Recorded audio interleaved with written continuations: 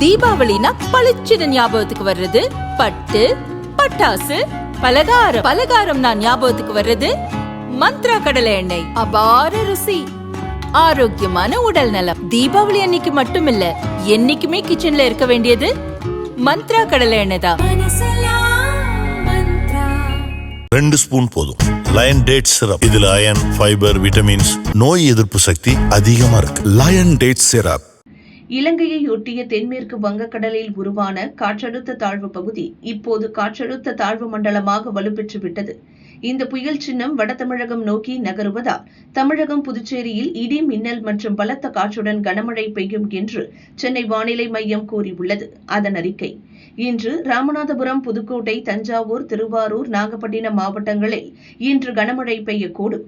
நாளை தஞ்சாவூர், திருவாரூர், நாகப்பட்டினம் மற்றும் காரைக்கால் பகுதிகளில் மிக கனமழைக்கான ஆரஞ்ச் அலர்ட்டும், ராமநாதபுரம், சிவகங்கை, புதுக்கோட்டை, மயிலாடுதுறை, கடலூர், அரியலூர் மாவட்டங்களில் கனமழைக்கான மஞ்சள் அலர்ட்டும் விடுக்கப்பட்டுள்ளது.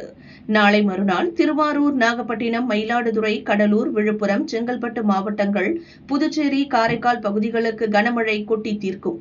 இதனால் அந்த பகுதிகளுக்கு ரெட் அலர்ட் விடுக்கப்பட்டுள்ளது. அன்றைய தினம் சென்னை, திருவள்ளூர், காஞ்சிபுரம், ராணிப்பேட்டை, திருவண்ணாமலை, கள்ளக்குறிச்சி, அரியலூர், பெரம்பலூர், தஞ்சாவூர் மாவட்டங்களில் மிக கனமழையும், புதுக்கோட்டை, திருச்சி, திருப்பத்தூர், வேலூர், தர்மபுரி, சேலம் மாவட்டங்களில் கனமழையும் பெய்ய வாய்ப்புள்ளது. சென்னை மற்றும் புறநகர் பகுதிகளில் இன்று வானம் ஓரளவு மேகமூட்டமாக காணப்படும். சில இடங்களில் லேசான மழை பெய்ய வாய்ப்புள்ளது.